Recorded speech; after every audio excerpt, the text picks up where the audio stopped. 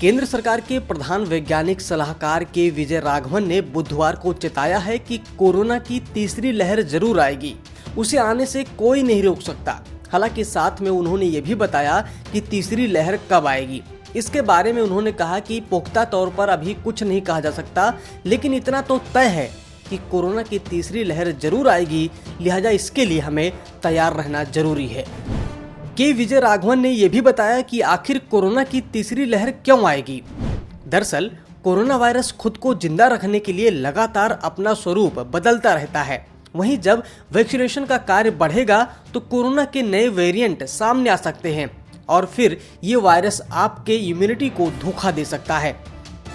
यही दूसरी लहर में भी हुआ, लेकिन तीसरी लहर कोरोना वायरस की पहले से ज्यादा खतरनाक होगी या फिर कम, इस पर अभी कुछ नहीं कहा गया है। दरअसल जब वायरस के वेरिएंट में बदलाव आता है तो या फिर वो पहले से ज्यादा खतरनाक हो जाता है या फिर कमजोर। जानकार कह रहे हैं कि मई में ही कोरोना वायरस का पीक टाइम होगा। इसके बाद कोरोना के केस कम होने लगेंगे, लेकिन तब तक स्थिति को कंट्रोल करना एक चुनौती है।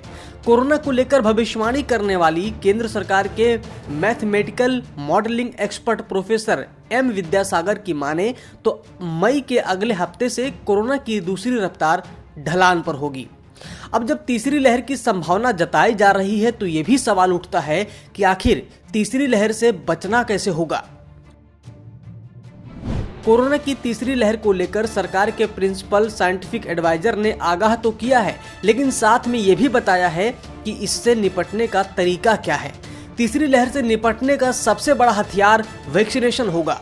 भारत को तीसरी लहर को कम खतरनाक बनाना है तो अधिक से अधिक आबादी को वैक्सीनेट करना होगा, मास्क, सोशल डिस्टेंसिंग का पालन करना होगा, तभी भारत तीसरी लहर से बच सकता है। सब्सक्राइब करें पर्यावरण पोस्ट।